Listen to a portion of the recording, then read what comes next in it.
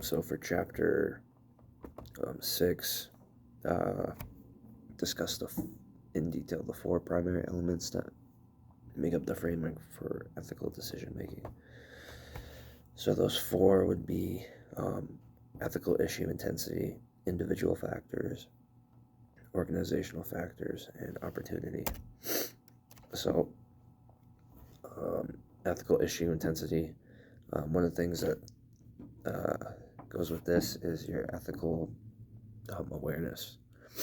Whether you or your company is actually able to perceive um, that uh, there's like an ethical sort of side to a decision that needs to be done. Some people might not have that sort of ethical awareness and be like, okay, like it doesn't really matter. Versus other people who would say, oh, this is going to affect these people, it's going to affect the planet, it's going to affect whatever. So some people are more able to see the ethical issues that can arise.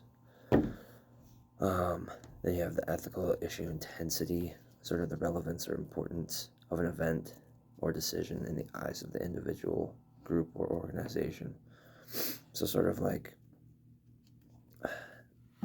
sometimes there might be like certain decisions that need to be done, but sometimes um, people will be like, okay, well, it doesn't necessarily affect a ton of people, and sort of along the lines of that. So sometimes there's different pressures that are involved. Sometimes you have to accommodate certain things, but sort of how intense is that ethical sort of importance, I guess you could say. And then you have moral intensity. This is sort of like your individual um, sort of ideas of like how you perceive it to be, like your own personal morals, and how you feel like this will affect people. Then you have individual factors. These are gender, education, nationality, age. Gender, nothing. It's the same for both male and female. Really, there's not a significant difference. Then you have education. Usually, people who are educated are more likely to be like ethically aware, have more ethical awareness, and be able to make a more ethical decision because they have that background and they have that knowledge versus people who don't have the education. They might not have learned that or learned sort of why things are unethical, and maybe there's a reason and they just don't know. Nationality. So this is like sort of basically, people from different backgrounds, different countries are going to have different ways of life and stuff like that. So a lot of the times that's when different morals and values come into play, and as a result, people think of ethical issues differently. So that can definitely have an effect. Something like uh, here over in North America, we might think something is ethical, and then over in Europe, they might think it's like extremely rude and not a right thing to do. So it can depend. And then you have age. Um, this is like uh, sort of like the different generations that are involved. Here it says younger managers are more influenced by organizational culture. A lot of times, the way the world is trending now is that people are more um, uh, sort of worried and caring about each other versus 50 years ago where it was just all about the work and stuff like that. So that can have a factor. Then you have uh, locus of control, external control, and internal control. Um, yeah. Then you have organizational factors, so your corporate culture, such as your mission statements and objectives, sort of a set of values and norms.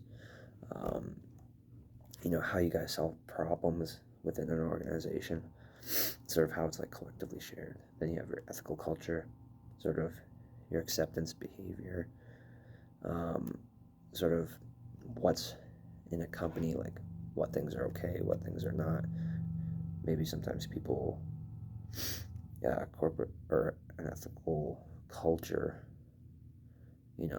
maybe sometimes jokes are okay in one company, but then another could be not good. So it's sort of ethical culture, sort of subjective to each company. Then opportunity, the conditions in an organization that limit or permit ethical or unethical behavior, sort of can be deterred from formal codes, policies, rules. Also comes from knowledge and exploiting knowledge. So sometimes if there's like an opportunity, but for like the company or you individually, and but that forces you to make an unethical decision or something along that lines, Then we have the normative approach. So basically how organizational decision makers should approach an issue.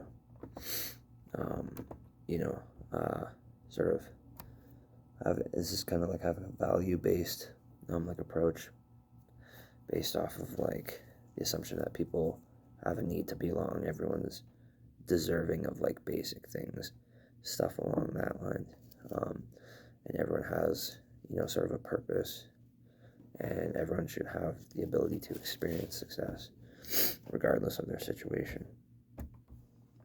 So for this, again, I don't know, I forget how to pronounce this, veil of ignorance,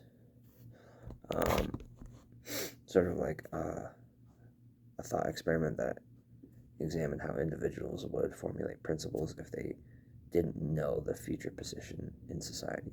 So like some people make decisions or unethical decisions because they know they're set no matter what, like rich people or something like that.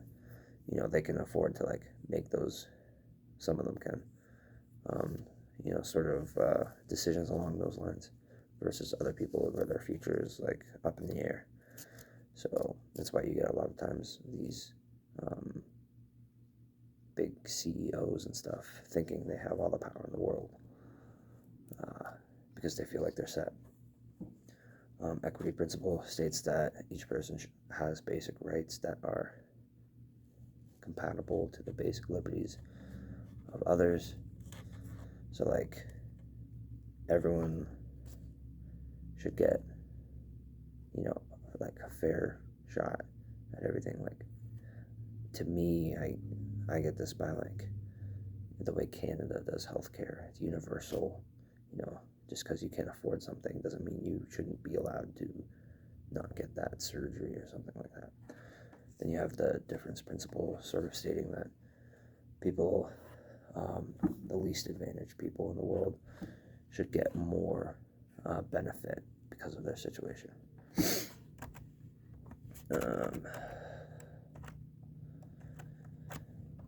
And then the last one, explain how an organization can alter or change the culture of an organization through implementation or change of its principles and or values. So they can sort of change and alter this because sometimes companies can put like stress on different topics. Sometimes companies from like the top management, they can like put emphasis on the importance of certain things. So like some companies are going to be more involved in sort of environmental stuff, because from like the top down, they stress how the company needs to do better. We need to be as a group, change your packaging, change all this stuff. So it kind of goes with that. So you kind of change that, you put more emphasis on things, and people are going to over time be able to like fall into that sort of that change.